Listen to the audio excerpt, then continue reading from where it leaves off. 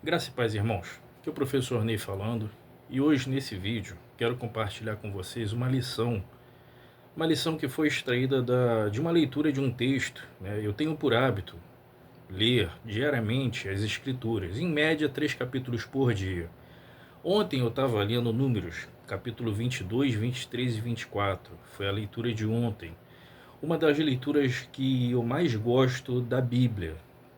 Essa passagem, ela fala a respeito de um rei chamado Balaque, um falso profeta, um encantador da época chamado Balaão, e o povo de Israel. Eu vou fazer um resumo da história, mas caso você não conheça e queira conhecer um pouco melhor essa história, eu aconselho que você leia. Está no livro de Números, é o quarto livro da Bíblia. Números 22, 23 e 24. E lá você vai ter os detalhes dessa história. Eu vou fazer um resumo aqui e transmitir e passar a principal lição que essa passagem nos ensina, ela nos traz. Algumas observações que eu fiz quando estava fazendo a leitura desse texto ontem e que eu senti no coração o desejo de vir aqui através desse vídeo compartilhar com vocês. Então, a história é o seguinte: Israel, né, o povo de Israel estava peregrinando já por volta de seus 38 anos, estavam peregrinando no deserto e agora já estava praticamente no término dessa peregrinação, estavam indo em direção à terra prometida, a terra de Canaã, onde lá eles tomariam posse daquilo que Deus tinha prometido, promessa essa que já tinha sido feita a Abraão, confirmada para Isaac e para Jacó, enfim. Esse povo numeroso, que segundo alguns estudiosos contava aí com aproximadamente de 2 milhões, até alguns estudiosos cogitam 3 milhões, 3 milhões e meio de pessoas, liderados por Moisés, estavam em direção à terra de Canaã e passaram em uma nação chamada Moabe. E durante essa peregrinação, ao passarem por essa terra, o povo temeu pela sua segurança, temeu pelas suas propriedades, temeu porque já ouvia histórias a respeito de Israel e como esse povo vinha sendo vitorioso. Então o povo temeu. E o rei, o representante desse povo, um rei que se chamava Balaque, ele analisou que talvez eles não conseguissem vencer o povo de Israel pelos meios habituais, que era o meio do confronto, da guerra. Então ele bolou uma estratégia de contratar um falso profeta, um adivinho, um feiticeiro que se chamava Balaão, para que esse falso profeta amaldiçoasse o povo. O rei tinha consciência de que esse povo, ele tinha um Deus poderoso, que esse povo ele era guardado por esse Deus. Então ele entendia que para que eles conseguissem vencer Israel, ele ia ter que de alguma forma afetar essa relação entre o povo e o seu Deus. Então o que esse rei ele fez? Esse rei ele mandou líderes para que esses líderes fossem até Balaão, ofereceram suborno, ofereceram dinheiro para que esse profeta fosse até a terra de Moabe e amaldiçoasse o povo de Israel e assim tornasse o povo vulnerável para que os moabitas vencessem ele. A história ela é cercada de alguns pormenores que eu não vou narrar aqui. Talvez você conheça a história de Balaão, sabe? Por exemplo, o episódio onde a jumenta, né, Deus operou ali um milagre e a jumenta falou com o profeta. Então você vai encontrar essas histórias dentro desses capítulos que eu citei. E eu não vou aqui fazer um resumo de todos os pormenores da aparição do anjo. Eu não vou fazer um resumo. Se você quiser entender os pormenores dessa história, dê uma lida lá. São 3 capítulos curtos. O que eu quero compartilhar aqui é a lição inserida nessa passagem. Então veja bem, o profeta foi, né, até ciente de que ele estava sendo contratado para amaldiçoar esse povo, mas Deus, através de uma série de intervenções, ele deixou claro para esse profeta que aquele povo era um povo abençoado, que ele não ia conseguir amaldiçoar aquele povo, porque aquele povo era um povo abençoado, abençoado por ele. E o profeta foi, e por 3 vezes o rei instigou ele para que ele amaldiçoasse o povo, mas Nessas 3 vezes o profeta abençoou o povo. E não somente abençoou, como na última, lá no capítulo 24, ele ainda trouxe uma profecia que, no meu ponto de vista, uma das mais belas profecias da Bíblia, quando a profecia messiânica, ele fala: vê-lo-ei, mas não agora, contemplá-lo-ei, mas não de perto.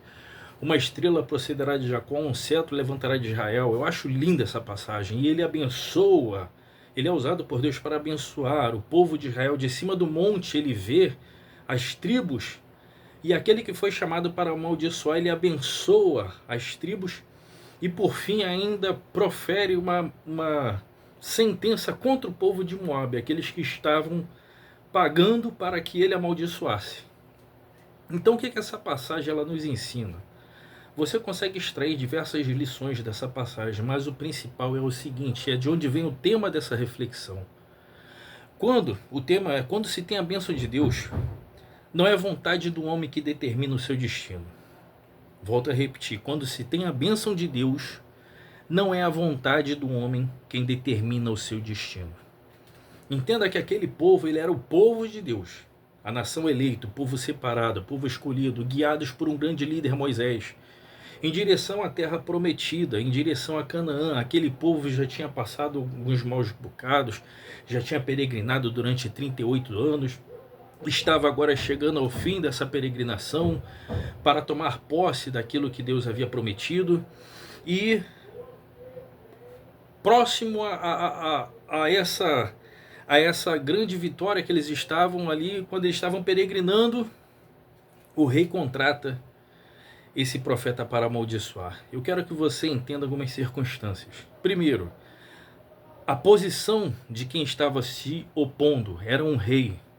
Segundo, a quantidade, não era só o rei, era o povo e os líderes, os principais líderes.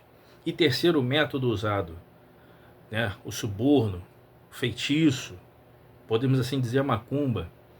O que eu quero que você entenda é que não importa a posição de quem se opor, não importa a quantidade de quem se opor, e não importa o método de quem se opor. Quando você tem a direção, quando você tem a bênção de Deus e quando você está na direção do Senhor, não importa o nível de quem se opõe, a quantidade de quem se opõe e nem os métodos utilizados para a oposição, você vai alcançar a bênção prometida.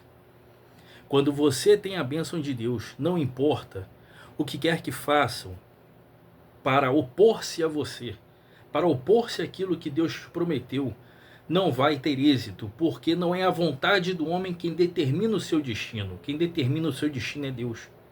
Quando você está na direção de Deus, quando você está na comunhão de Deus, com Deus, quando você está em direção àquilo que Deus determinou que você deve alcançar, não importa a oposição, não importa o inimigo, porque a oposição ela vai aparecer. A oposição, a perseguição à sua fé, ela vai aparecer quando você se impõe como um cristão. Espere que em algum momento a perseguição ela vai surgir, em algum momento alguém vai tentar derrubar você, mas entenda que não importa, volto a repetir, a posição, quantidade ou método. Posição era um rei, quantidade, aquele rei, mais a liderança, mais o povo de Moabe.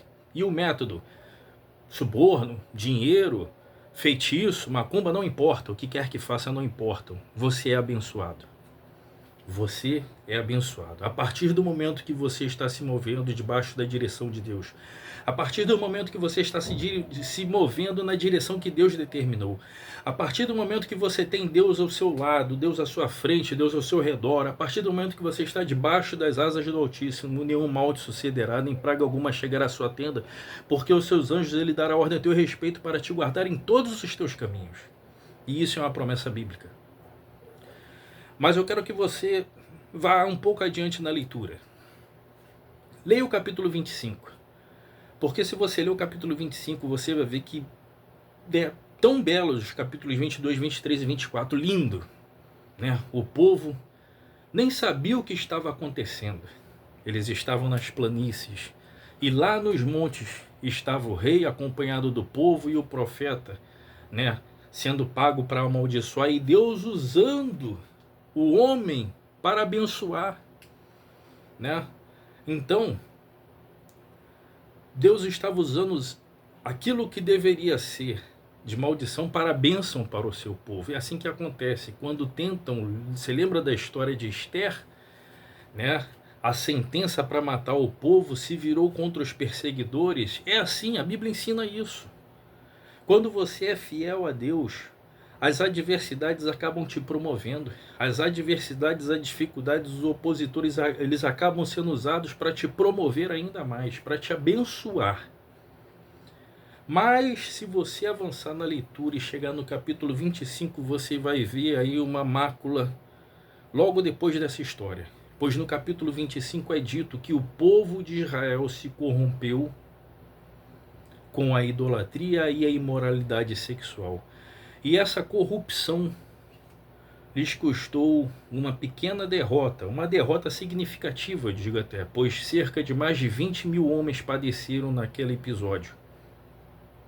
Ora, entenda o seguinte, a oposição não foi o suficiente para derrubar eles enquanto eles estavam na direção de Deus. Mas a partir do momento que eles se voltaram contra, a partir do momento que eles deixaram o pecado entrar na vida deles, esse pecado afetou eles e eles sofreram um golpe.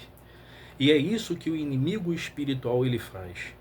O nosso inimigo espiritual, o inimigo de nossas almas, ele sabe que enquanto você estiver debaixo da direção do Altíssimo, você não pode ser tocado, a menos que Deus permita. Então o que ele faz é colocar artimanhas para afastar você da comunhão com Deus, porque quando ele afasta você desse caminho e dessa proteção, você fica vulnerável. E foi o que aconteceu com Israel.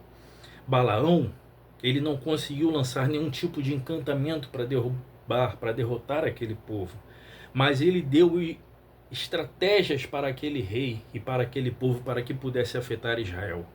Então, aquele povo que antes estava debaixo da direção e do poder do Altíssimo, eles se afastaram dessa direção e desse poder quando se corromperam com a idolatria e com a imoralidade. E isso custou a vida de mais de 20 mil pessoas, mais de 20 mil israelitas, até que eles eliminaram o mal e retomaram a sua posição de filhos, de servos, de homens e mulheres de Deus. Então isso acontece na vida de um cristão. O inimigo, talvez ele não vai conseguir derrubar você por meio da oposição, da perseguição, mas ele pode sim oferecer algumas vantagens, algumas ofertas, algumas coisas que vão desviar você do seu caminho e vão tornar você vulnerável. Então cuidado. Cuidado não com a oposição direta enquanto você estiver na direção de Deus, mas cuidado com as ofertas, cuidado com as possíveis vantagens, cuidado com as ofertas que podem afastar você dessa direção, dessa proteção e te tornar vulnerável. E caso isso já tenha acontecido, você tenha se afastado, o caminho agora é fazer como o povo fez, é eliminar aquilo que está errado e voltar à condição de filho, de servo, voltar à condição de povo, para que você possa novamente contar com essa proteção, com essa comunhão e voltar a ser abençoado. Então essa é a reflexão, essa é a mensagem desse breve vídeo, e que o Espírito Santo continue trabalhando e inserindo essa mensagem dentro de sua realidade e de seu coração.